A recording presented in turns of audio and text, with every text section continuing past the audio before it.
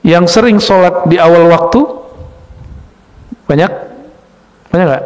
Atau senangnya di akhir waktu? Nah, dua-duanya, tiga-tiganya pertengahan waktu itu ada dalilnya semua ya. Al-waqtul awal, ya, waktu pertama ridwanullah, itu keridhaan Allah. Wal akhir afullah, orang yang sholatnya agak di akhir, insya Allah masih dapat maaf dari Allah. Ya, pilih mana? Dapat ridho atau maaf? Beda nggak? Orang yang diridhoi, mau dia apa dikasih. Kalau orang yang dimaafkan, tunggu dulu. Apa yang dia mau belum tentu diridhoi oleh Allah Subhanahu wa taala.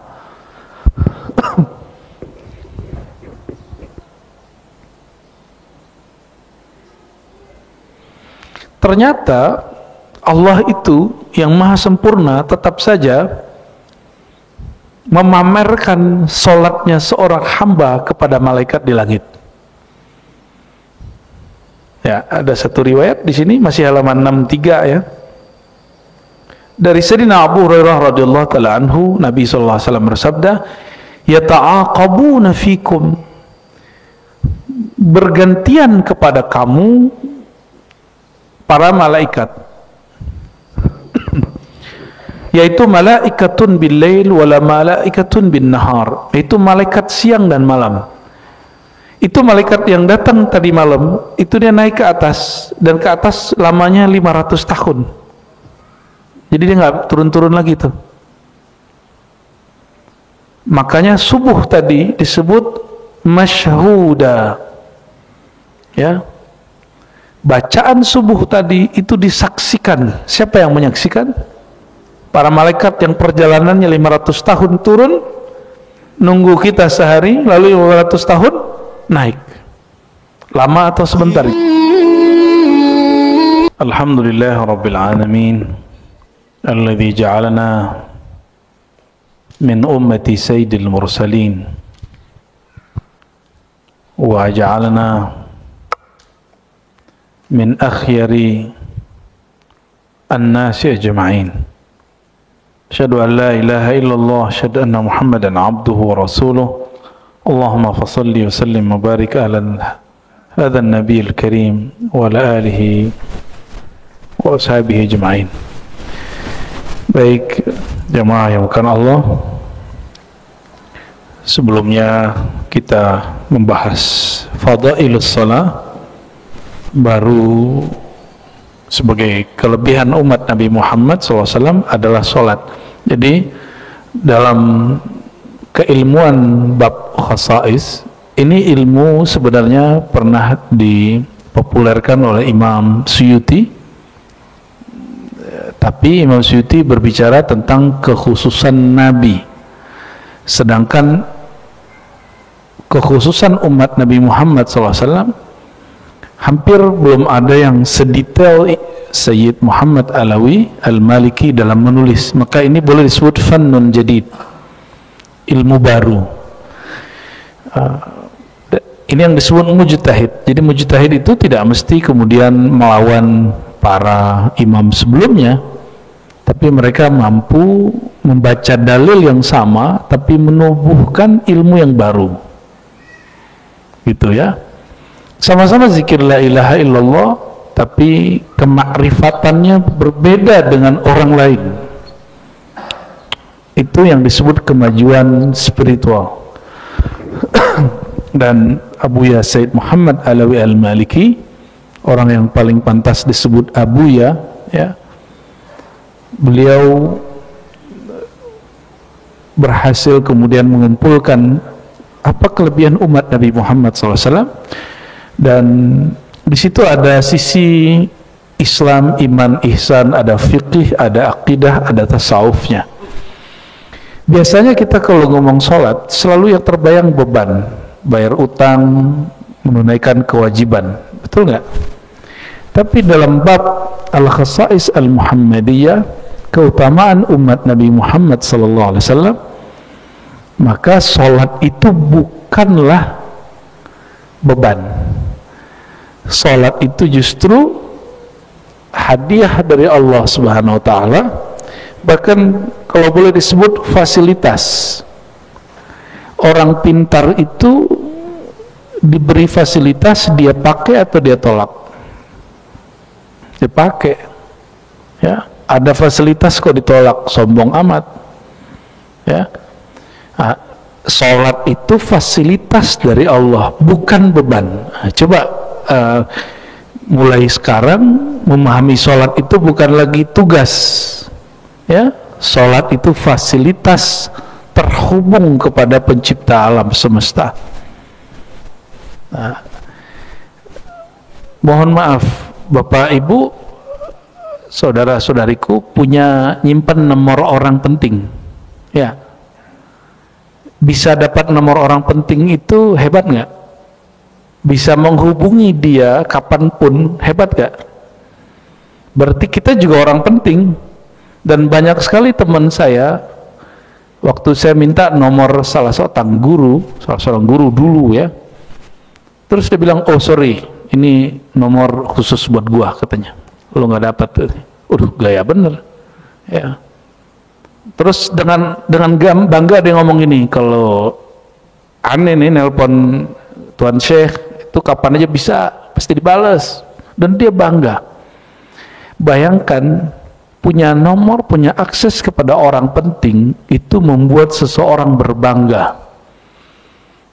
Apa pendapat saudara-saudariku semua? Adakah yang lebih penting daripada Allah Subhanahu wa taala? Lalu kalau kita punya fasilitas untuk berkoneksi, terhubung kepada Allah kapanpun itu, bukankah itu fasilitas? Namun masalahnya, seberapa dahsyat koneksi itu jawabannya sederhana, seberapa dahsyat kita dapat terhubung ke dalam diri. Karena Allah itu sangat dekat dengan sang diri. Maka siapa yang kenal dirinya, dia kenal Allah ilahinya, Allahnya. Kalau nggak kenal dirinya, nggak bisa kemudian berkomunikasi dengan Allah Subhanahu wa taala. Mohon maaf, masih gatal-gatal dikit ya.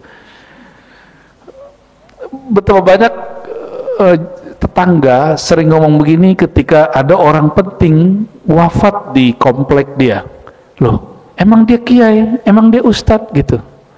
Ketika ada orang banyak datang, mereka kaget. Jadi kita sering terhijab oleh, masa sih dia ustadz gitu, masa sih dia, perasaan dia dulu orang-orang biasa aja. Oleh karena itu, mengenal sang diri ini menjadi mahar untuk merasakan bahwa sholat itu fasilitas tercepat kepada Allah Subhanahu wa taala. Nah, ini yang dikupas oleh beliau tentang fasilitasnya, bukan sang dirinya. Kalau ingin mengkaji sang dirinya, itu belajar tasawuf di luar ini. Kalau beliau sedang berbicara tentang fasilitasnya. Sebelumnya kita sudah membahas keutamaan umat Nabi Muhammad SAW, yaitu sholat itu dijadikan sebagai obat bagi ruh dan jasad. Ini halaman 62. Sekarang kita masuk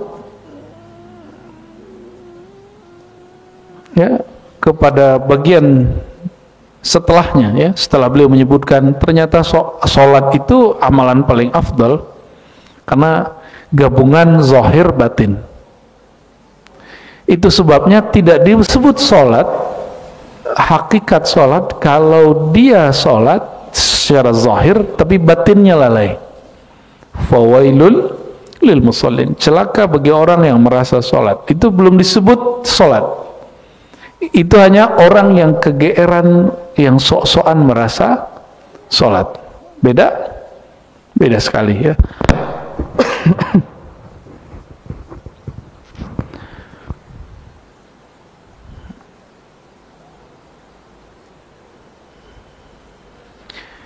Wa min zalika, jadi kata beliau, sebelumnya kita baca surah Al-Fatihah untuk Nabi Muhammad SAW, dan pengarang kitab ini Abu Yazid Muhammad Alawi Al-Maliki, dan guru-guru saya yang merupakan murid-murid beliau dimanapun mereka berada.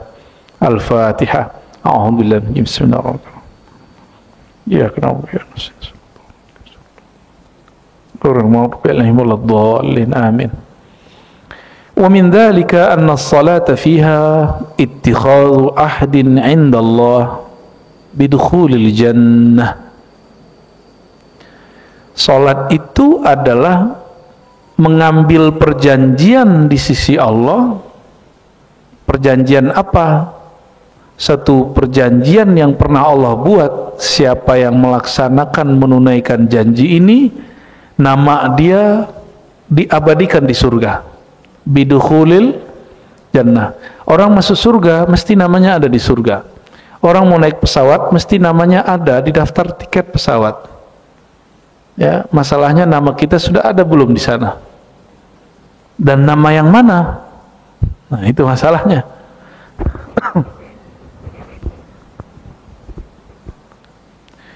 Dari Ubadah ibn Samit radhiyallahu taala anhu, ini Sayyidina Ubadah ini sahabat Sayyidina Ali, beliau mengatakan, sami'tu Rasulullah sallallahu alaihi wasallam yaqul, aku mendengar baginda Nabi Muhammad sallallahu alaihi wasallam bersabda, ya, khamsu salawatin katabahunna Allahu 'alal ibad. Ada 5 salat yang Allah wajibkan, Allah sederhanakan untuk hambanya, maka faman jaa bihinna, siapa yang melaksanakannya, walam yudayya' minhunna, dan tidak menyia-nyiakannya syai'an sedikit pun, istighfafan karena melalaikannya, kana lahu 'indallahi ahdun ay yudkhilahul jannah, maka Allah berjanji kepadanya dia pasti masuk surga. Ya, kita kan pengen masuk surga tuh. Kita, Bapak Ibu, kalau sudah belajar bab rohani, kita ingin masuk surga bukan karena surganya, tapi karena di surga kita ketemu dengan baginda Nabi Muhammad SAW. Kita ingin masuk surga karena di puncak surga yang bernama Al-Firdaus nanti diizinkan memandang Allah Subhanahu wa taala. Kalau bukan karena itu, kalau cuma karena punya beristrikan 70 sekian, makan minum yang banyak, khamar cukup di dunia. Orang bisa punya pasangan di dunia. Saya dengar ada seorang tua di sesepuh di Bangka punya istri 70. Wallahu alam gimana ceritanya. Ya, saya dengar ada seorang wali yang aneh di Jambi sudah meninggal, punya istri 99. Ya mungkin dia 4 atau gimana saya nggak tahu. Tapi banyak sekali. Ini kalau cuma sekedar mendapatkan pasangan di dunia boleh, dengan cara yang tentu sudah ditentukan. Tapi kita masuk surga bukan untuk itu. Kalau cuma surga itu surga syahwat, di sini ada, ya. Kita masuk surga karena bertemu Nabi Muhammad sallallahu alaihi wasallam. Di sini saya ingin luruskan orang yang belajar tasawuf tapi nggak belajar akidah dengan baik. Apa kata kawan kita yang belajar tasawuf tapi tidak belajar akidah? Gak usah harap-harap surga. Oh, maksudnya apa? Gak ada surga, nggak ada. Langsung ke Allah. Nah, ini orang nggak paham bahwa mau ketemu Allah di mana? Surga. Ini yang dilupakan orang awam, masuk surga karena syahwat. Tapi orang yang kenal Allah masuk surga karena ru'yat, karena ingin jumpa dengan Nabi Muhammad, ingin jumpa dengan Allah Subhanahu wa taala. Ya. Beda motif kita masuk surga dengan orang awam. Nah, maka teman-teman walaupun tidak bisa baca kitab, tapi dalam bab ini jangan sampai jadi orang awam. Ya, udah ngaji sekian tahun kok masih awam. Ya. Dan jangan ngomong gini, saya mau alaf. Kapan mau alafnya? 13 tahun lalu. Nah, saya mau alaf. Kapan mau alafnya? Tahun 86. Wah, sama lahirnya sama saya berarti itu. Enggak begitu orang menyebut dirinya. Mau alaf itu kemarin kita masuk Islam baru kita sebut kita mau alaf. Ya. Mohon maaf kalau ada yang mau alaf. Tinggalkan istilah itu, katakan saya muslim, pembelajar. Ya. Dari Ka'ab bin Ujrah, beliau mengisahkan kharaja alaina Rasulullah SAW wa nahnu 7 nafar. Satu kali Nabi lagi keluar ke tempat kami nongkrong. Jadi Nabi ini ternyata nggak gaptek, nggak kuper juga. Nabi itu suka juga nongkrong-nongkrong gitu ya, ngopi-ngopi lah kalau sekarang ya.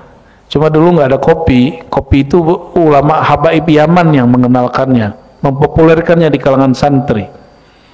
Dibawalah ke Mekah. Akhirnya orang Mekah suka juga ngopi. Ya, entah dari situ, entah dari mana istilah Arabica, wallahu alam. Ya, mungkin dari situ. Itu sebabnya Aba Gurus Kumpul itu menukil tentang kopi itu dipandang oleh sebagian orang berlebihan. Saya katakan tidak, itu beneran. Bahwa ada seorang Habib di Yaman sana mengatakan orang kalau masih minum kopi dan ada aroma kopi itu malaikat bersama dia. Maksudnya kopi itu harum atau tidak? Harum nggak? Kopi itu bisa bikin keringat harum juga. Cuma jangan berlebihan gitu. Masa minum kopi doang, nanti ada lagi yang cair, hancur di badannya nanti. Nabi SAW suka kharaja alaina, mendatangi sahabat-sahabat yang sedang ngumpul. Lalu Nabi tanya. Jadi Nabi datang pun bukan sekedar mau nongkrong, bukan karena si kopinya. Saya mau tanya Bapak Ibu, kita nongkrong di kafe karena sekedar ngafe atau ada yang diobrolin? Ada yang diobrolin, cuma kemasannya itu kopi, tempatnya nyaman. Sebenarnya bukan itu yang dicari. Kita lagi cari situasi, cari suasana yang bisa membuat hati kita agak fokus gitu, atau rileks. Benar nggak? Jadi kalau teman-teman ini ada yang punya usaha kopi, nggak cukup kopi itu enak, mesti tempatnya juga sesuai dengan namanya. Ya. Dan Indonesia negeri yang paling banyak kopinya, tapi kok kopi yang paling mahal bukan merek kita, apa yang punya kafenya. Betul nggak? Ya, semoga nanti ada orang-orang dari kita yang punya kafe-kafe ini yang membuat orang nyaman di situ, dan dia jadikan itu bagian dari perjuangan dia. Ya, amin ya, amin ya rabbal alamin. Ma'ajlasakum, Nabi nanya, apa yang membuat kamu nongkrong-nongkrong di sini? Ya. Lalu para sahabat menjawab, jalasna nantazir as-shalah. Wahai baginda Rasulullah, kami duduk di sini untuk menunggu sholat. Kami nongkrong bukan sekedar nongkrong, tapi kami duduk-duduk ini nunggu waktu sholat. Fa'aramma ay sakata qalilan. Lalu Nabi terdiam sejenak, thumma aqbala alaina, lalu menghadap kepada kami. Faqala hal tadruna ma yaqulu rabbukum. Ternyata Nabi keluar dari kamarnya sekedar menemui sahabat karena mendengar Allah berkalam. Apa yang didengar oleh Nabi Muhammad SAW ya? Ya, Nabi nanya dulu, kamu tahu nggak Allah berbicara apa tentang kamu? Lalu kami jawab, la, fa inna rabbakum yaqul, Allah berkalam, man shalla salata li waqtiha wa hafaza 'alaiha wa lam yudayyi'ha istighfafan bihaqqiha falahu 'alayya ahadun an udkhilahul jannah. Siapa yang menunaikan salat dan menjaga waktunya tepat waktu, falahu 'alayya ahadun, maka dia telah mengambil janjiku, dia pasti masuk surga. Sudah begitu belum sama sholat? Belum ya? Berarti belum tahu sholat itu ngapain. Sholat itu taunya cuma niat, takbir, Fatihah, sampai ujungnya Assalamualaikum. Itu ngapain itu? Orang sholat itu ngapain? Niat, takbir, Fatihah, itu ngapain namanya? Baca-baca ya, baca hafalannya. Hafalannya dikit juga paling kuliah kulhu, alakumut takatsur, alam nasyrah. Enggak juga kita setoran hafalan. Ngapain sholat itu? Apa yang dilakukan seseorang di dalam sholatnya? Maka kita loncat sedikit ya, di halaman 63 bagian bawah, anna salata silatul abdi bi rabbih tarfa'ul hujuba bainal musalli wa baina rabbih azza wa jalla. Salat itu silat. Kata silat diambil dari ini. Yang bikin silat kan kiai-kiai di Sumatera, di Jawa bikin namanya nyambung hati dengan Allah, lalu diturunkan dalam bentuk gerak, jurus dan kuda-kuda. disebut silat. Maka silat itu ada silat yang cuma jurus, zahir, ada yang silat hakiki, yaitu terhubungnya gerak hati kepada Allah. Sehingga dia mengatakan la fa'ila illallah, tiada gerakku kecuali digerakkan Allah. Itu baru namanya pesilat sejati.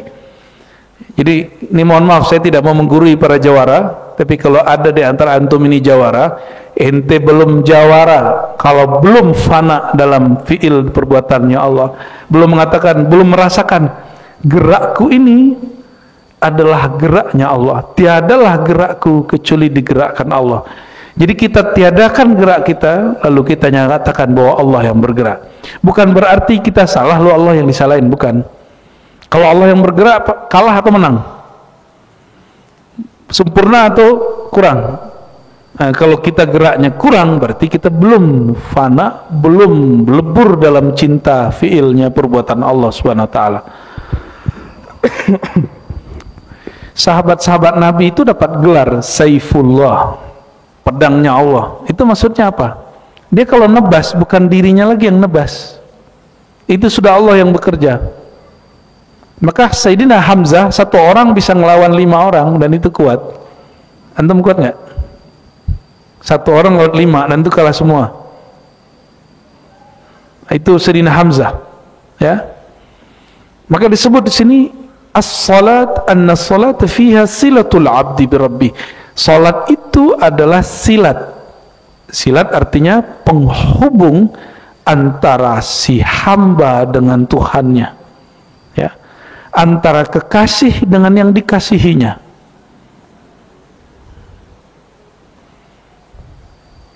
Tarfa'ul hujuba bainal musalli. Nah, kenapa salat itu kemudian dimulai tangannya diangkat? Itu namanya proses mengangkat hijab.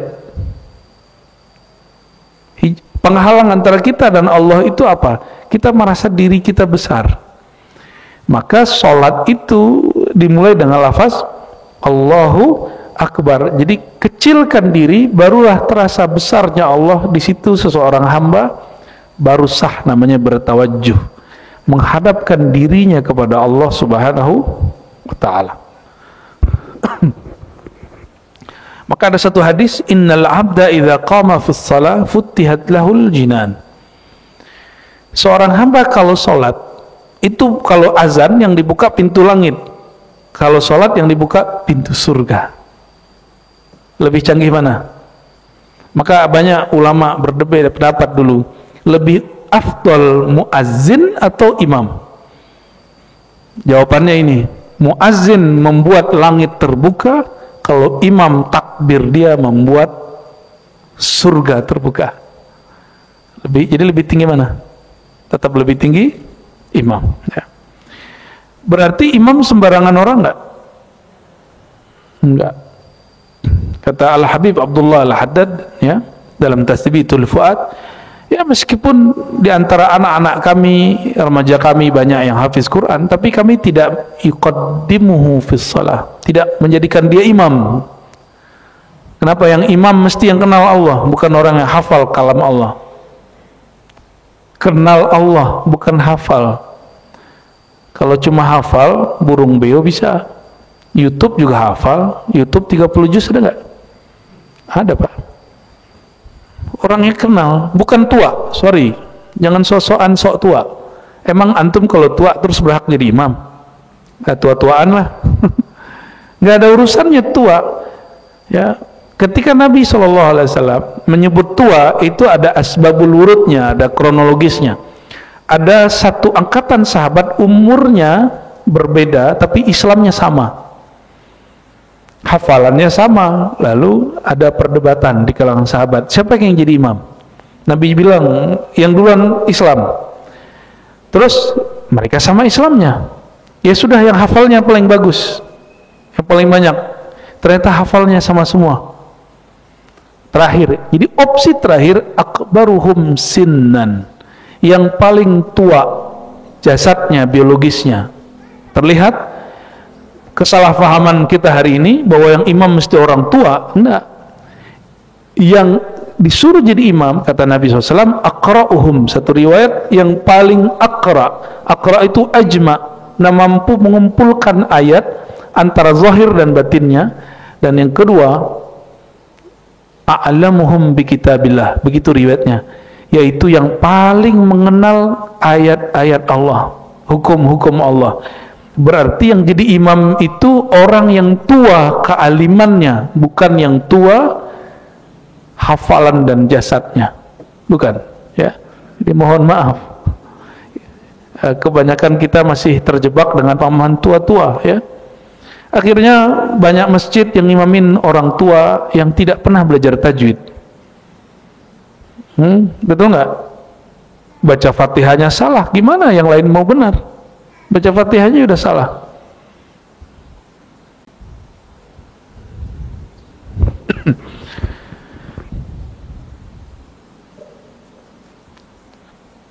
Yang sering sholat di awal waktu banyak nggak? Atau senangnya di akhir waktu?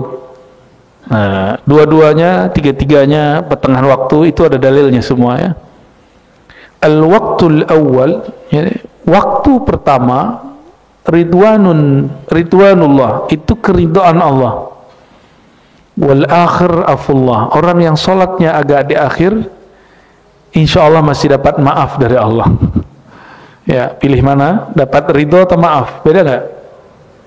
Orang yang diridhoi, mau dia apa dikasih. Kalau orang yang dimaafkan, tunggu dulu, apa yang dia mau belum tentu diridhoi oleh Allah Subhanahu wa ta'ala.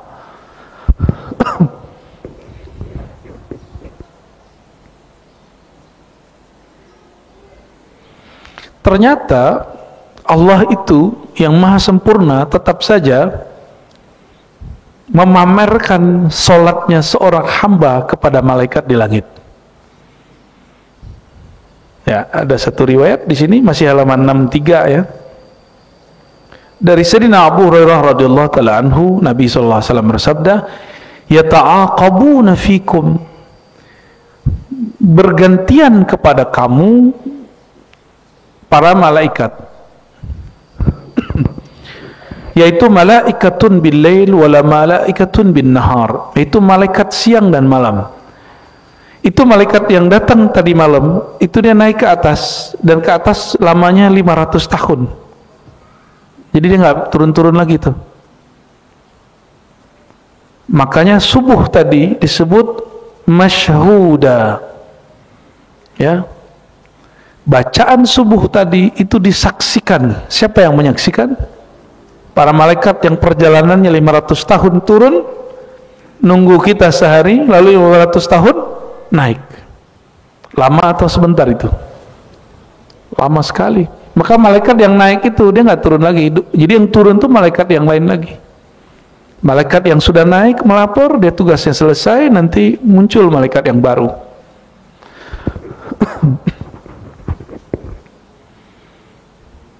Kalau anak manusia, jadi ada bayi lahir, itu setan lahir, Pak. Tapi tenang, Allah ciptakan juga di saat yang sama malaikat. Bahkan tidak hanya itu lahir jasad. Kelahiran kolbu, kelahiran batiniah sang diri itu lahir kembali, itu Allah ciptakan malaikat rahmat di situ. Yang tak terhingga jumlahnya, ya. Yajtami'una fi salati subhi wa salati al-asr. Kapan malaikat muta'aqibah yang shift pagi sore itu mereka berkumpul? Jadi mereka yang mau balik itu baliknya sore, yang sudah datang nyampenya asar. Jadi waktu asar nanti dan waktu subuh. Jadi subuh itu ada yang turun juga, ada yang naik. Itu mereka ketemu. Jadi yaltaquna fi zamanain, mereka ketemu di dua waktu, subuh dan asar. Maka orang-orang yang kumpul, yang bangun di jam-jam itu, nama dia tidaklah masyhur di bumi, tapi nama dia masyhur di langit. Jadi mau viral di langit? Mau viral di langit? Hidupkan subuh dan asar, ya. Yang paling berat itu asar, bukan subuh. Asar itu masa kita capek pulang kerja. Kalau subuh kita seger, bangun tidur seger, ya.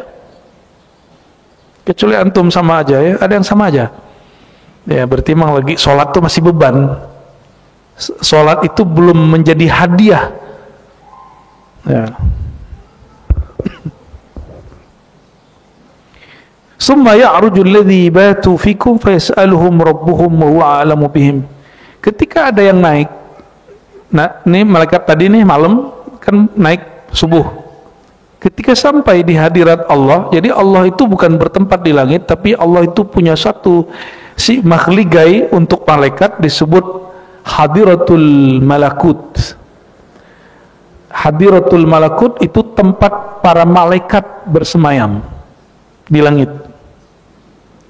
Di situ Allah bertanya, wahai para malaikatku, dalam keadaan apa hambaku engkau tinggalkan? Kira-kira antum tadi dijawabnya gimana tuh? Salat subuh ya? Alhamdulillah. Bahkan malaikat lanjut, setelah mereka subuh, ya Allah, malaikat taklim membicarakan engkau, membaca ayat-ayat engkau. Ya. Taraknahum wa hum yusallun wa atainahum wa hum yusallun. Kami tinggalkan mereka, mereka salat, dan kami datang kepada mereka, mereka salat. Jadi sore kami datang, mereka salat. Kami tinggalkan mereka subuh, mereka lagi salat. Atau sebaliknya, sore kami datang, ya Allah, mereka main handphone. Pagi kami tinggalkan, mereka juga masih main handphone. Gitukah? Kira-kira Allah begitu dengar gimana tuh? Rasulullah nanya juga, ini kan hanya riwayat mengenai tentang malaikat dan Allah. Rasulullah juga nanya, Bapak Ibu, umatku lagi ngapain? Nanti malaikat bilang, wahai Rasulullah, ini aku malaikat sayyarah, tugasku menyampaikan salam umatmu. Dia bangun tidur sholawat, masuk rumah sholawat, naik kendaraan sholawat, mau ngapa-ngapain sholawat. Nabi kemudian tersenyum. Itu malaikat, namanya malaikat sayyarah. Malaikat yang namanya kalau bahasa Arab artinya malaikat mobil. Tapi ini bukan mobil, ini malaikat cahaya. Jadi dia cepat sekali melaporkan sholawat kita kepada Nabi Muhammad sallallahu alaihi wasallam. Bapak, saudara, saudariku yang bukan Allah, kalau kita kerja di satu institusi, kita punya atasan, senang nggak cari perhatian atasan? Ya, ingin berbuat, lalu program yang berhasil itu dianggap sebagai keberhasilan kita, benar nggak? Betul? Ya, yang pernah kerja lah, atau ini pada pengangguran semua, atau pada ngantuk semua ini. Kita ingin cari perhatian orang di atas kita. Nggak usah jauh-jauh anak kecil, anak-anak, dia mau bikin sesuatu, dia ingin nunjukin loh ke orang tuanya. Pah, mah gitu, nunjukin kan? Nah, si bapak ibunya sibuk nonton sama main handphone. Rasanya nggak asik ketika nggak diperhatikan. Tapi ternyata Allah Maha memperhatikan. Dan ini Allah itu selalu nanya, padahal wa huwa a'lam, sedangkan Dia Maha tahu. Jadi Allah itu Maha tahu tapi masih nanya. Jadi tugas malaikat melaporkan walaupun Allah sudah tahu jawabannya. Ya.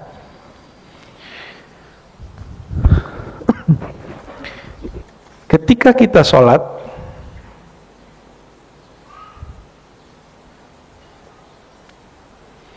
maka rohani orang itu justru melewati hadrohnya malaikat. Namanya hadratu rabbil arbab, hadirat Allah. Nah, ini coba kita baca ya. Wa min dzalika,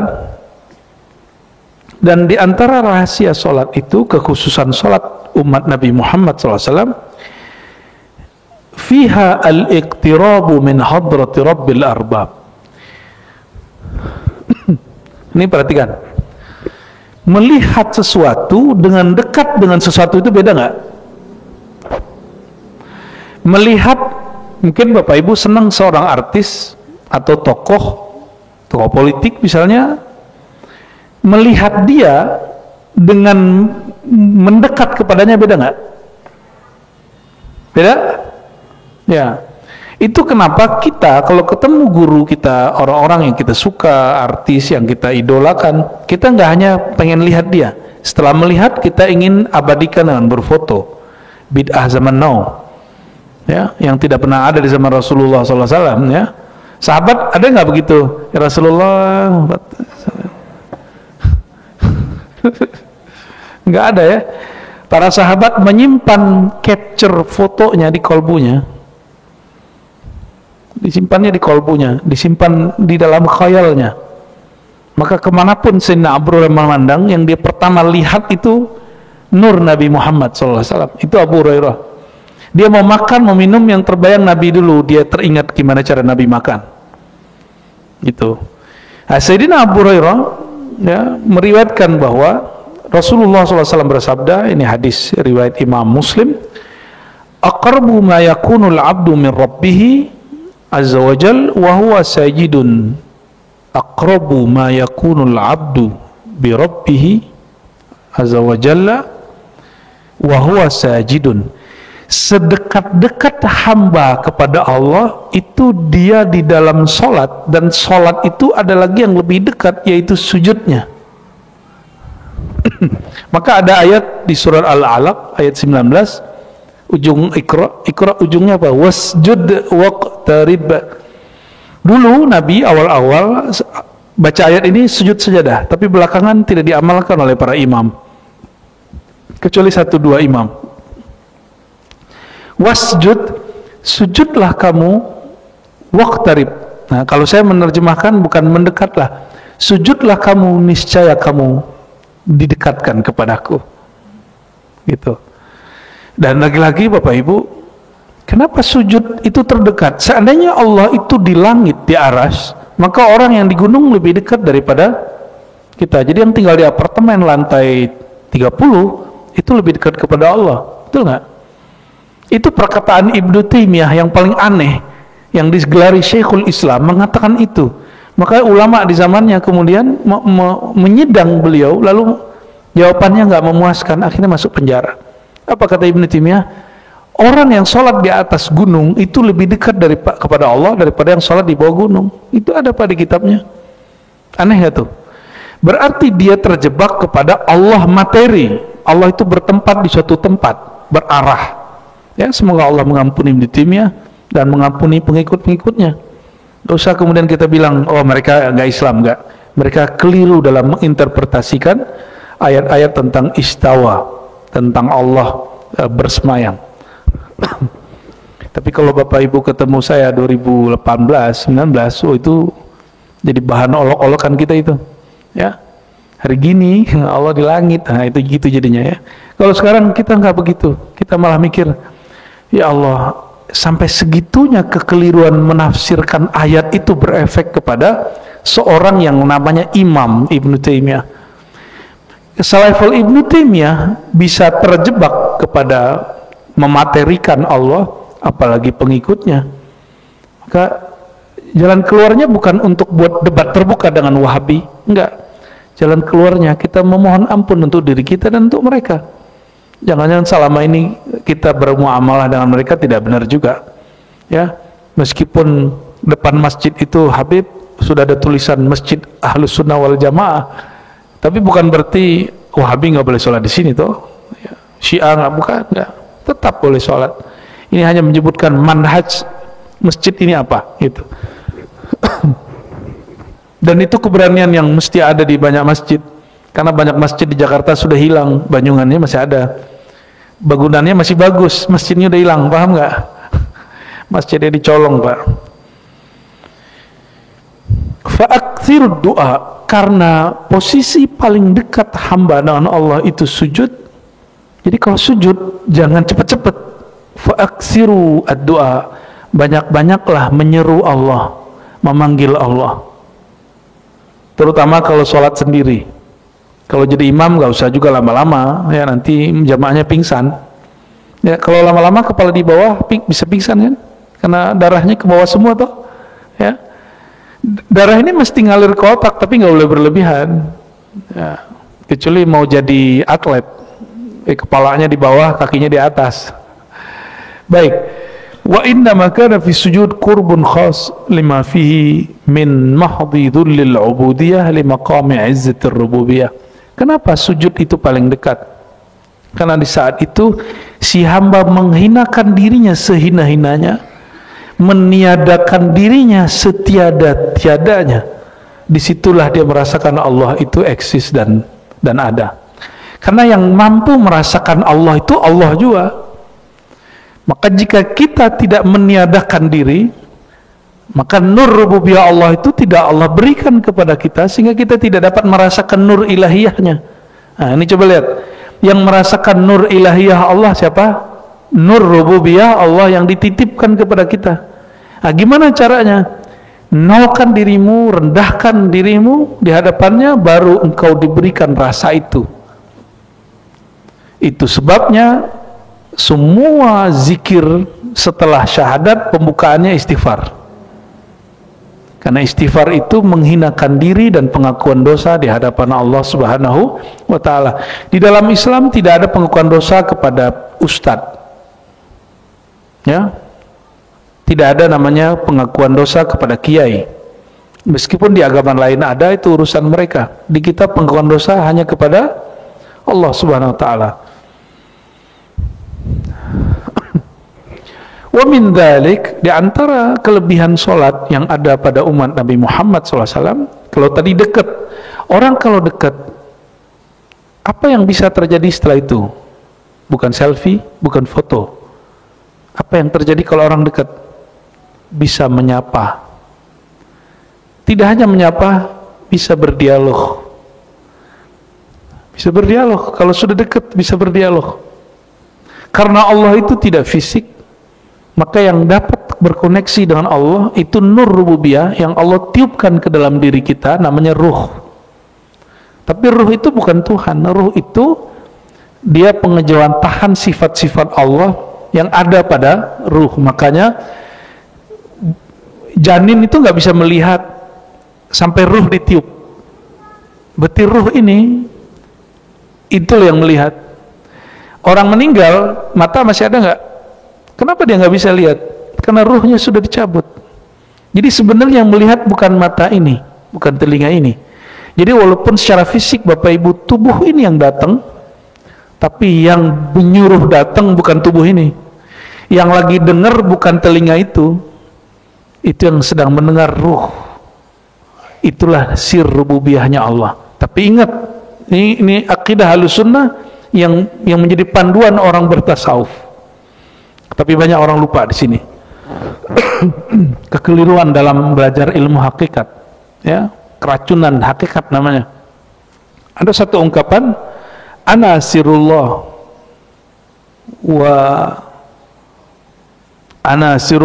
wa huwa sirri, ya, wa ana sirul insan, ya. Manusia itu sir aku, sir Allah, sedangkan aku sirnya manusia. Coba perhatikan, Allah menyebut aku rahasianya manusia, manusia rahasia aku. Kalimatnya bukan aku adalah insan, bukan. Kalimatnya apa? Aku rahasianya insan, bukan insan. Aku rahasia manusia, bukan manusia. Manusia rahasiaku, bukan manusia adalah aku.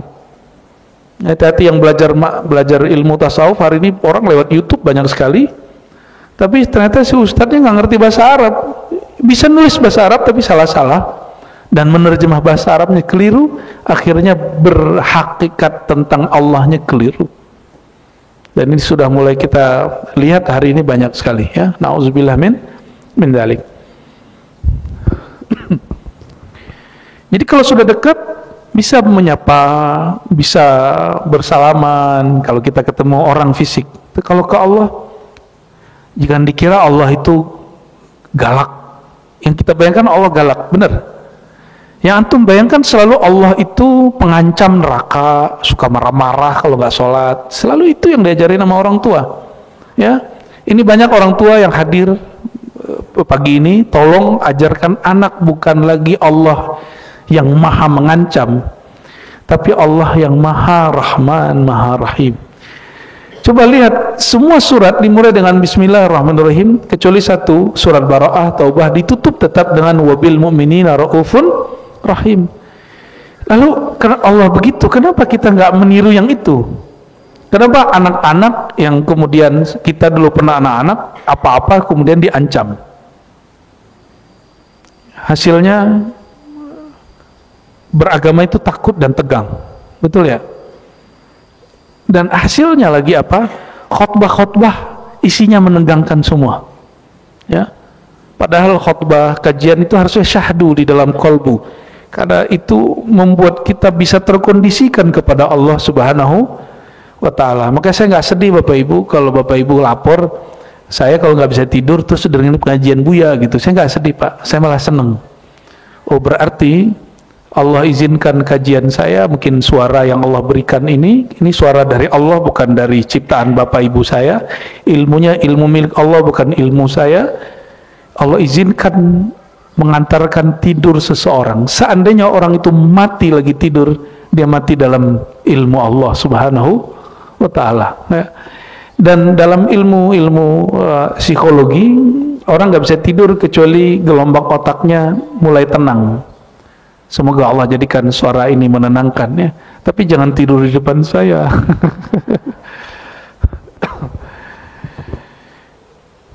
An Anas, ya, dari Sayyidina Anas radhiyallahu taala anhu, qala Nabi sallallahu alaihi wasallam, Nabi sallallahu alaihi wasallam bersabda, ini rahasia salat. Innal mu'mina idza kana fi shalah, orang beriman itu kalau salat, fa innama yunaji rabbah, dia sedang berbisik-bisik manja dengan Allah.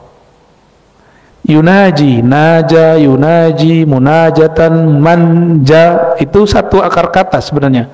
Manja itu tempat melepaskan beban-beban hati. Itu namanya bermanja-manja. Itu bukan bahasa Melayu, itu bahasa Arab. Ya, naja. Maka bermunajat dikembalikan ke bahasa asalnya itu berbisik-bisik mesra dengan Allah SWT. Tapi kebanyakan kita memahami munajat itu cuma minta-minta. Saya lagi butuh, saya minta. Saya lagi perlu, saya minta. Jadi kita ke Allah itu cuma sebatas perlu. Di luar keperluan itu kita gak datang ke Allah dan gak bermanja-manja kepada Allah. Saya mau tanya Bapak Ibu, ibu-ibu khusus, punya pasangan itu hanya sekedar, mohon maaf, hubungan seksual, nafkah, duit, atau juga pengen dibersamai, ditemenin makan, ditemenin ngobrol, itu enggak? Bener? Atau sekedar pengen dapat suami yang menafkahi? Matre namanya. Atau hanya sekedar biologis? Itu namanya budak syahwat. Bukan, saya yakin itu perlu semua, tapi ada yang lebih perlu, yaitu teman hidup. Betul nggak? Ya. Teman ngobrol gitu, ya. Fala yabzuqanna baina yadayhi wala an yaminihi. Meskipun Allah tidak fisik, tapi kalau salat menghadapnya ke mana? Ke depan. Maka sebagai adab simbolis, orang Arab dulu itu kalau mereka meludah, itu meludahnya di masjid. Sekarang ada yang berani meludah di masjid? Enggak. Mereka meludah di masjid, mereka meludah ke depan, tuh, gitu. Jadi Nabi itu sering kerja bakti sekedar bersihin ludah Arab Badui di tembok masjid. Itu kerja Nabi itu. Tiap hari ngecek, berarti ada Arab Badui nih di saf pertama gitu. Yang nggak berani Arab Badui duduk cuma di belakang imam langsung. Orang udah tahu itu bab Abu Bakar, bab Umar, bab Utsman, bab Ali. Gak ada yang berani duduk di situ. Ya, kecuali mereka sakit. Jadi kalau Sayyidina Ali nggak datang, sholat langsung ketahuan. Ya, maka suatu kali Sayyidina Ali nggak datang. Ditanya, Aina Ali? Mana mantuku? Ali. Masa mantu Rasulullah nggak sholat berjamaah di masjid? Apa jawaban sahabat? Ya Rasulullah, ya, ishtaka aina, matanya sakit. Langsung Nabi jenguk. Nabi nggak marah-marah, ya. Nabi nggak bilang neraka ente, gitu. Nggak pantas ente jadi mantu aneh, nggak begitu. Nabi malah apa? Nabi salami, Nabi tanya. Orang sakit tuh pengen ditanya. Jadi salah satu cara Allah berkalam kepada si hambanya itu lewat ada orang yang menjenguknya. Nah, ada satu hadis riwayat Imam Muslim. Apa kata Allah Ta'ala, hadis qudsi? Ya abdi, wahai hambaku, maritu falam ta'udni, aku sakit, kenapa engkau tidak jenguk? Nanyalah si hamba, ya Allah, engkau kan Tuhan, tidak mungkin sakit. Apa jawaban Allah Ta'ala? Maridu abdi falam ta'udhu, hambaku sakit, kenapa engkau tidak jenguk? Jadi menjenguk si hamba yang sakit itu menumbuhkan ada perasaan empati, nggak hanya simpati. Betul nggak? Kasihan nggak ngelihat orang sakit? Di saat kasihan, itulah saat kita sedang mengekspresikan Rahman Rahimnya Allah SWT. Lau udtahu lawajadtani indahu, wahai hamba, jika engkau menjenguk hambaku yang sakit itu, engkau sedang menjengukku. Lawajadtani indahu, engkau akan temui aku di sana. Apa yang ditemui? Rahman Rahimnya Allah SWT. Jangan GR terus ngomong gini, saya ini kalau dapat ilham tentang orang mati pasti mati. Bangga dia. Ya, emang kamu siapa? Ya, saya mau tanya nih Bapak Ibu yang asik dengan ilham-ilham sampah itu, ya, mohon maaf. Orang itu mati karena kita dapat ilham atau karena Allah menakdirkan dia mati? Nih, 02 menang nih, ya. Itu karena ada wali mengatakan, saya dapat ilham, Siano menang. Siano menang itu karena ilham si wali atau kan kehendak Allah? Kita sering kejebak, sering takjub. Ini yang disebut muhlikat, yang membuat seorang hamba itu amalnya binasa, dirinya binasa ketika dia yu'jib, ya, dia takjub kepada dirinya, amalnya, ilmunya. Jadi nggak boleh Bapak Ibu. Yang boleh itu menceritakan nikmat Allah karena dia dari Allah, bukan karena itu ada pada kita, ya. Ini bagian terakhir barangkali, ya. Jadi ketika kita sholat, batuk, Bapak kalau batuk tutup tangannya, karena kita sedang menghadap ke Allah, ya. Batuk ke bawah, karena kalau ke kiri ada orang juga, ya. Benar nggak? Nah, dalam hadis ini menarik, sebelah kananmu malaikat, sebelah kirimu syaitan atau jin. Nah, ini ungkapan majazi sebenarnya, bukan hakiki, karena malaikat ada kiri kanan kita, jin, syaitan juga ada kiri kanan kita, ya.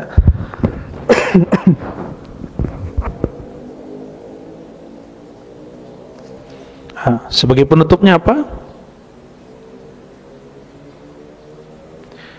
Anna salata fiha tawajjuh wal ikbal ala Allah. Salat itu adalah tawajjuh. Tawajjuh itu artinya menghadapkan ruh kolbu kepada Allah Subhanahu wa ta'ala. Tawajjuh dan ikbal ini dua sinonim. Kita sering kasih nama orang Iqbal, ya. Tapi nggak ada kan nama orang Tawajjuh? Ada nama orang Tawajjuh nggak? Nggak ada, ya. Tapi sering kita dengar nama orang Muhammad Iqbal. Itu nama filosof di Pakistan, ya, filosof Muslim. Jadi Iqbal itu hati menghadap kepada Allah.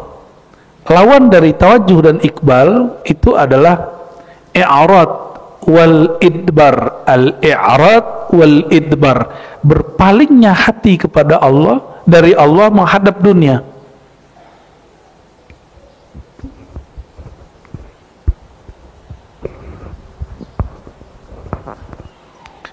Oleh karenanya, ini asrar daripada baca doa iftitah yang ada kalimat wajjahtu.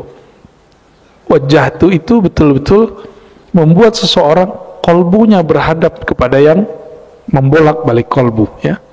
Nah, Sayyidina Ibnu Umar mengatakan, Nabi SAW bersabda, "Idza kana ahadukum yusalli fala yabsuq qibla wajhi, fa inna Allah qibla wajhi idza shalla."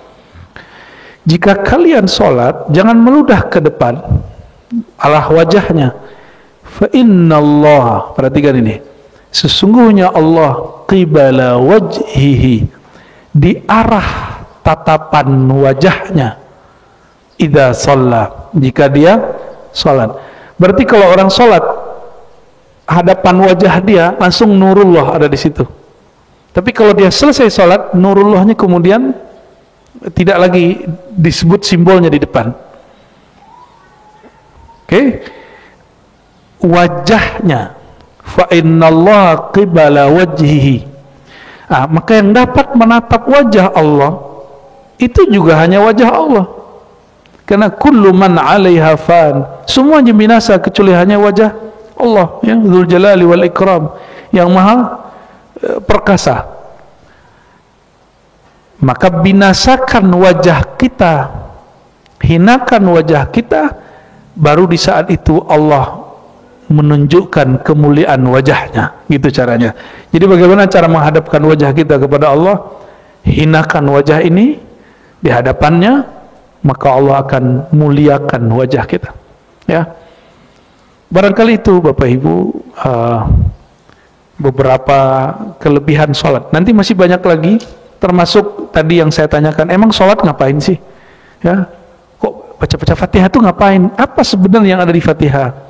Insya Allah di pengajian ba'da Ramadan, insya Allah nanti kita bahas lanjutan kitab ini. Jadi ini sekaligus tawakufan, dan seandainya umur kita masih panjang, semoga masih dipanjangkan Allah dalam kebaikan, kita lanjutkan ba'da Aid insya Allah. Jika tidak, ya semoga Allah ridha dan kita saling melepas memaafkan, ya. Dan ada tanya jawab? Ya, coba dibantu. Oke, langsung pertanyaan. Satu ibu, satu bapak, satu ibu deh, ya. Bismillahirrahmanirrahim. Assalamualaikum warahmatullahi wabarakatuh. Assalamualaikum. Saya Muhammad Iqbal, Ustaz. Oh, namanya Muhammad iya. Iqbal. Bener-bener. Tadi Ustaz bilangnya gitu ya. Jodoh bener dah. Ya. Iya, baik Ustaz. Afwan, saya ada dua pertanyaan, tidak panjang. Yang pertama, apa sih syaratnya kita itu untuk belajar tasawuf? Karena ini adalah tinggi, ya. Jadi biar tidak salah sasaran gitu untuk belajar tasawuf ini. Dari mana dulu kita harus belajar? Tidak langsung ke misalnya tingkatan itu tidak langsung naik ke atas gitu, dari bawah dulu. Itu yang pertama, Ustaz. Ya. Yang kedua, saya punya rekan itu yang tarikat, Ustaz. Ya, tarikat gitu. Saya tidak sebutkan tarikatnya, tetapi masalah ya aneh, masalah sholat itu dia tidak mau sholatnya di masjid berjamaah. Alasan kalau sholat di masjid tidak khusyuk, tapi di rumah khusyuk, lebih baik sholat di rumah, kata. Nah ini mohon klarifikasinya, Ustaz, seperti apa tarikat yang seperti ini. Terima kasih. Syukran. Jazakumullah khair. Assalamualaikum warahmatullahi wabarakatuh. Ternyata sang Iqbalnya datang. Apa syarat belajar tasawuf? Tasawuf itu ada menunya. Ada tasawuf akhlaki, ada tasawuf irfani, ma'rifat. Kalau tasawuf akhlak itu buah dari orang bermakrifat. Maka sebenarnya tidak ada syarat tertentu untuk belajar tasawuf, yang ada cuma punya diri. Bawalah kepada Allah, itu syaratnya. Oh, nanti harus akidah harus benar dulu. Emang siapa sih akidahnya yang sudah benar langsung belajar tasawuf? Saya sederhana, tasawuf itu kata Imam Junaid al-Baghdadi, at-tasawuf kulluhu akhlaq. Semua tasawuf itu akhlak. Itu yang disebut tasawuf akhlaki. Dan akhlak itu nggak mungkin muncul akhlak mulia kalau orang nggak kenal dia sedang berhadapan dengan siapa. Maka saya menentang pemisahan tasawuf akhlaki, tasawuf falsafi. Itu pembagian orang di kampus. Masa ustadz ikut-ikutan? Masa mursyid ikut-ikutan? Kalau ngikuti ulama tasawuf, ada namanya mubtadi, mutawassit, muntahi. Pemula, menengah, advance. Musta'id, murid, wasil. Itu istilah-istilahnya. Jadi nggak ada istilah tasawuf falsafi, tasawuf sunni, itu istilah orang barat. Kiblat kita bukan barat. Tasawuf, yang ahli tasawuf mursyid. Maka saya mengambil pengistilahan dari mursyid. Dan kita di buku, coba cari buku saya, Sufi Nusantara, Teologi Sufi Nusantara, ya, baru dicetak, ya. Di situ di bab 2 kita kemudian mengupas tuntas tentang bahwa pembagian tasawuf falsafi, tasawuf sunni itu tidak benar, ya, itu tidak tepat. Karena orang yang disebut akhlaki kadang lebih falsafi daripada yang falsafi. Selalu Imam Ghazali yang dijadikan akhlaki, padahal Imam Ghazali itu irfani, kema'rifatannya sangat dalam, melewati imam-imam yang lain. Jadi syaratnya apa? Syaratnya abdun, hamba. Itu syarat belajar tasawuf. Kun abdan takun muridan. Jadilah kau hamba, engkau boleh jadi murid. Nggak mesti belajar kitab Aqidatul Awam. Di zaman Imam Junaid gak ada kitab Aqidatul Awam. Aqidatul Awam ditulis tahun 1800-an. Ya. Oh, mesti belajar fikih Syafi'i. Lah sebelum Imam Syafi'i sudah ada tasawuf. Imam Ja'far Shadiq itu kakek guru Imam Syafi'i. Imam Malik, Imam Abu Hanifah berguru kepada Ja'far Shadiq. Ja'far Shadiq siapa? Cicit baginda Nabi Muhammad SAW. Kata Sayyidina Abu Hanifah, laula Ja'far lahalaka Nu'man bin Thabit. Kalau nggak ada sufi bernama Ja'far Shadiq, ini Abu Hanifah yang kata orang imam hebat itu pasti binasa. Karena dia kagum nanti dengan ilmunya. Jadi ciri-ciri orang-orang ulama yang mulai dibinasakan oleh Allah, dia ujub dengan ilmunya, dia merasa bangga dengan ilmunya. Nauzubillah min dzalik. Jadi ustadz-ustadz dai-dai sombong itu tunggu aja waktunya, ya. Ilmu bukan ilmu dia, makom bukan makom dia. Apa yang mau dibanggakan? Jadi apa syarat belajar tasawuf? Jadi hamba, ya. Satu aja, kun abdan. Karena bertasawuf itu definisinya itu banyak, tapi saya kasih 2 kalimat saja, 2 kata saja. Tahqiqul ubudiyah, selesai. Apa itu tasawuf? Tahqiqul ubudiyah. Apa arti tahqiqul ubudiyah? Membuktikan kehambaan diri. Itu yang disebut bertasawuf. Di mana bid'ahnya? Adapun jujur sabar itu buah orang bertasawuf, bukan awal tasawuf. Kita sayang sekali, saya dengar di negara-negara di sekitar kita, Nusantara, Brunei entah Malaysia, saya lupa, itu ada pengajian buku tasawuf di sekolah agama, sekarang dihapus dijadi pengajian akhlak. Itu penurunan, nggak maju itu. Yang maju justru kalimat tasawuf muncul. Dan tasawuf itu dimulai dari mengenal Allah, mengenal diri, lalu mengenal Allah, barulah akhlak kepada diri, lalu akhlak kepada Allah, dan akhlak kepada makhluk. Jadi akhlak itu buah bertasawuf. Kalau enggak orang jadi ria, pencitraan kepada makhluk. Tapi kalau orang kenal kepada Allah, mau dia kaya, mau dia miskin, mau dia gaya, mau dia gak gaya, nggak ada urusan. Dia semuanya berbuat karena Allah Subhanahu wa Ta'ala. Pakai baju bagus, itu sufi nggak? Boleh nggak sufi pakai baju bagus? Boleh nggak murid tarekat pakai mobil bagus? Boleh nggak murid tarekat makan enak di resto? Boleh.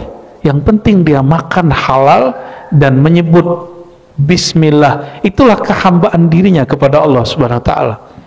Sederhana. Jadi saya nggak mau bikin ribet-ribet. Ente mau belajar tasawuf, syaratnya banyak bro, harus belajar ini dulu. Ngapain? Ad-dinu yusrun. Nabi SAW mengatakan agama ini mudah. Kenapa engkau persulit? Orang yang mempersulit tasawuf itu ahli bid'ah. Tasawuf itu nanti gila. Nggak ada tuh.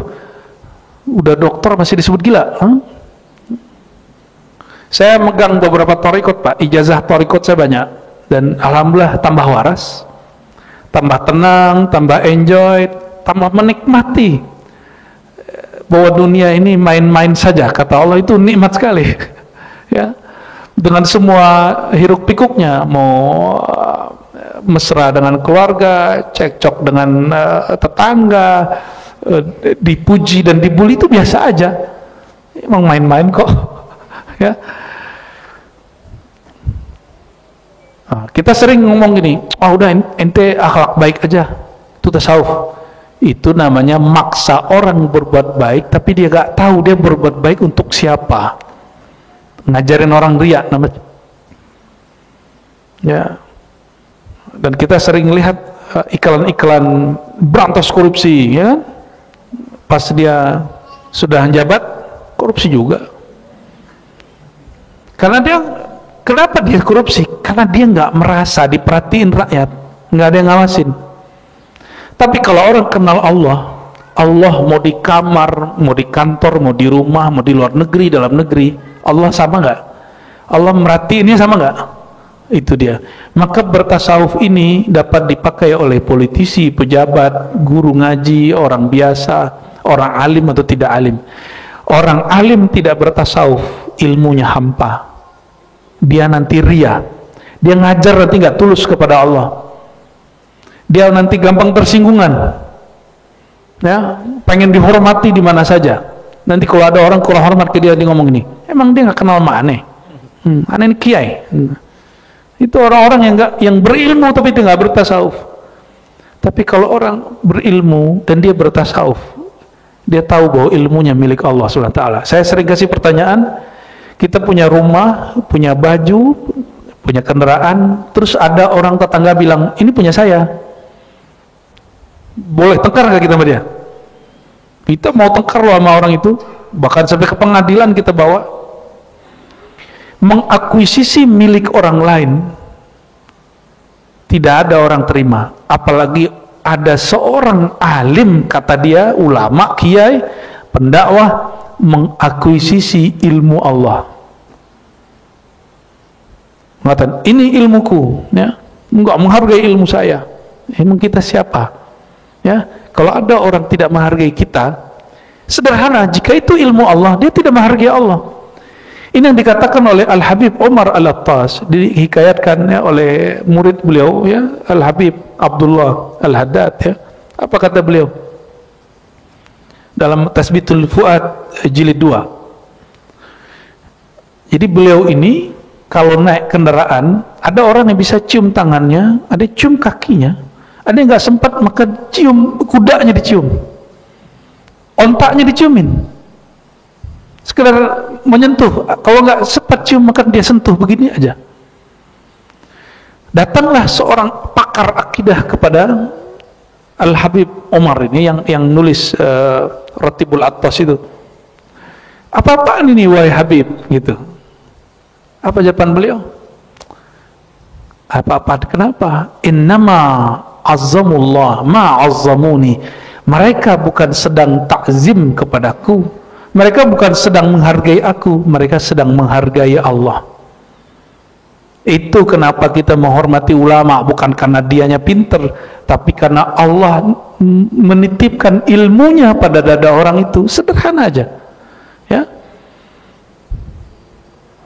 Gitu Bang Iqbal, ya. Terjawab.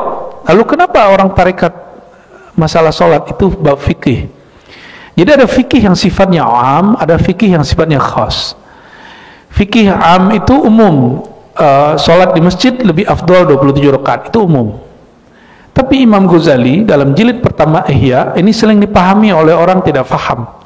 Kata beliau, untuk orang yang hatinya sedang dididik oleh gurunya karena penyakit riya, dia ikuti petuah gurunya, gurunya suruh dia sholat di mana.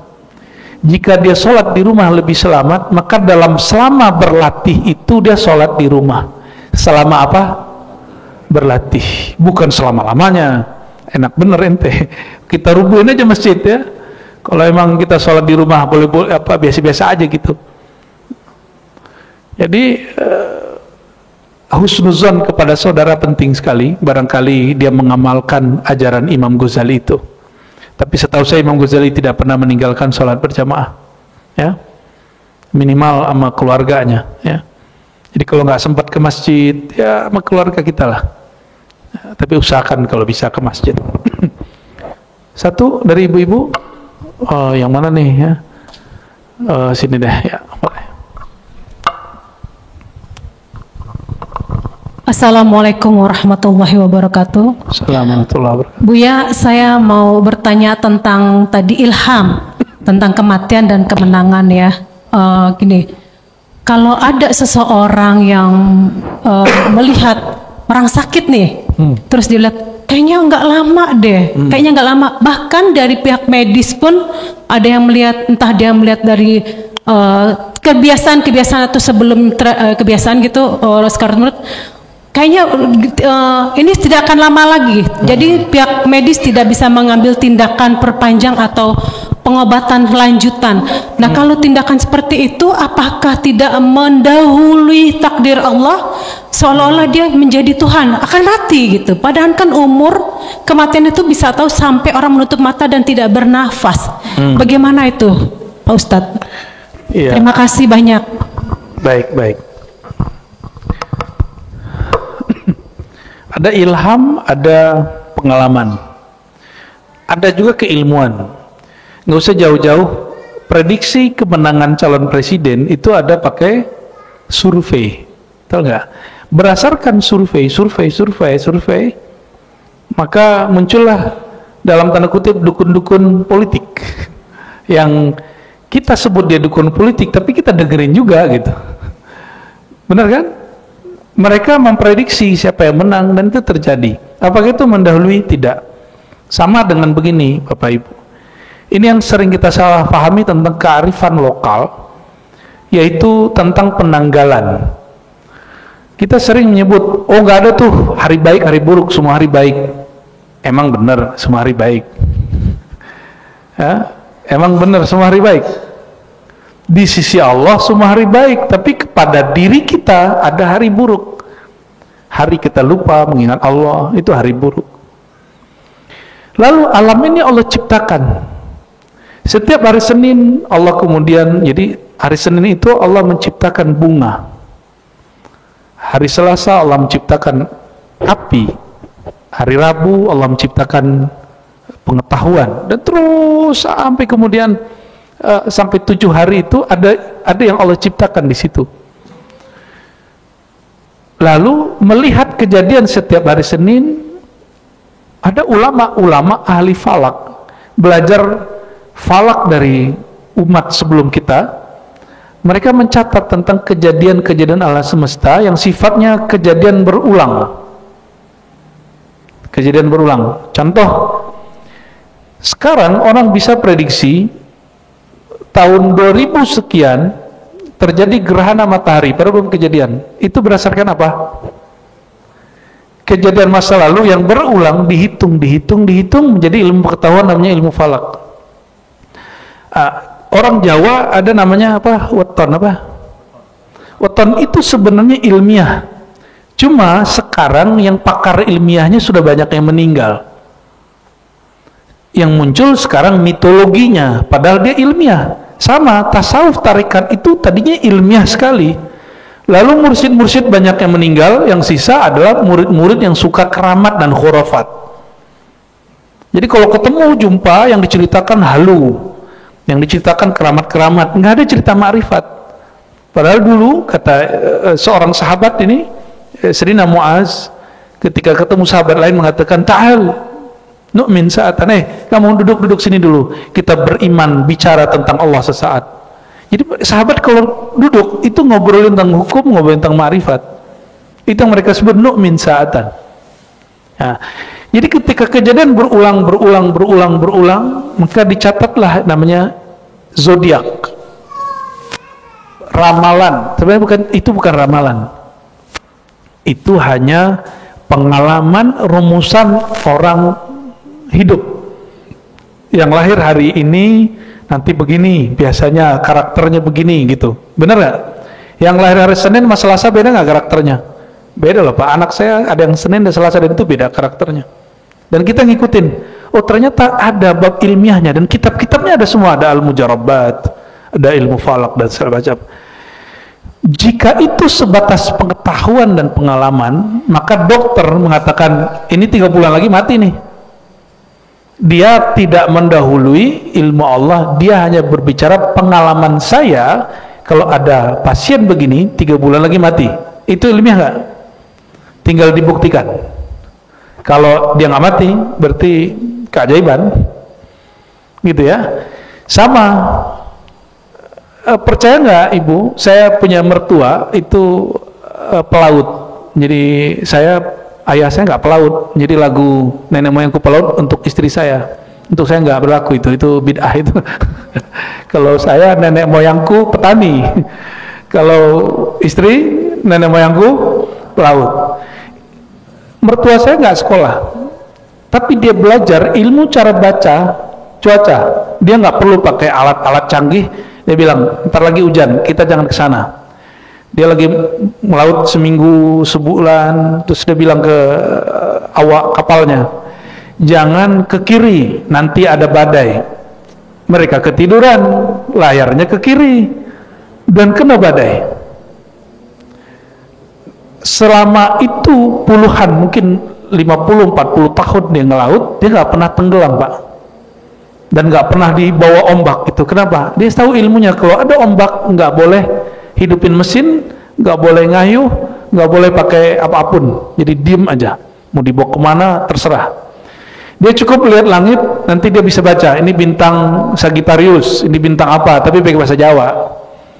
Kalau bintang ini berarti ujungnya Kalimantan, bintang ini ujungnya Cirebon, bintang ini sampai dia bisa baca, dan itu bukan bagian dari ramalan. Dia sama dengan kayak kita hari ini baca GPS, ya. Dan prediksi-prediksi yang kita hari ini disebut BMKG itu kan sudah ilmiah. Kenapa itu nggak disebut mendahului Allah? Karena ilmiah. Kenapa ilmiah yang dulu tidak disebut ilmiah? Karena sudah dapat ilmu dari orang Barat. Dan di situ saya tidak sepakat dengan kita meninggalkan para herbalis lalu kita tuduh dia dukun khurafat setelah kita dijajah oleh pendidikan kedokteran Barat. Maaf ya Pak Dokter ya, ini ada beberapa Pak Dokter ini. Setuju? Wah, Pak Dokter setuju, alhamdulillah. Ya, sebelum Belanda masuk kan nggak ada kedokteran di Indonesia. Dulu orang kalau berobat kemana? Ke dukun. Ini banyak yang lahir nih dukun nih ya, dukun beranak lahir ini, betul nggak? Jadi kita terjebak oleh kosakata hari ini yang membuat kita menolak kearifan masa lalu. Saya sedih sekali melihat peruqyah itu ngata-ngatain kiai dan bilang gak usah ke kiai itu khurafat, itu jin. Ternyata dia yang kejinan. Dia kalau melihat ada orang datang, oh ini banyak jin, tahu dari mana?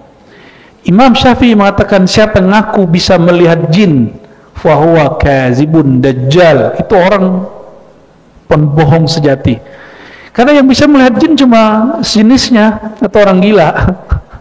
Indigo itu yang dilihat bukan jin, ini cuma melihat energi-energi yang masih tersisa dalam memori dia. Termasuk para tirakat-tirakatan. Yang dapat melihat jin itu cuma para nabi dan pewaris para nabi. Tapi para nabi dan pewaris para nabi nggak tertarik melihat jin. Mereka lebih tertarik melihat Allah Subhanahu wa ta'ala. Maka ilmu tasawuf bukan ilmu-ilmu ketemu alam gaib. Ilmu tasawuf, ilmu merasakan Allah yang maha gaib itu zahir dalam hidup kita, ya. Maka Bapak Saudara Allah, semoga beragamanya tambah waras dan terhadap kearifan lokal tidak semuanya kita tolak, ada yang kita terima, ada yang kita tolak, dan kajian ini Allah kekalkan. Amin ya rabbal alamin. Wassallallahu ala sayyidina Muhammad wa ala alihi wa sahbihi ajma'in. Al-Fatihah. Bismillahirrahmanirrahim. Ya kemudian Siratal ladzina an'amta 'alaihim ghairil maghdubi 'alaihim waladdallin. Amin. Allahumma shalli wa sallim wa barik alaihi. Assalamualaikum warahmatullahi wabarakatuh.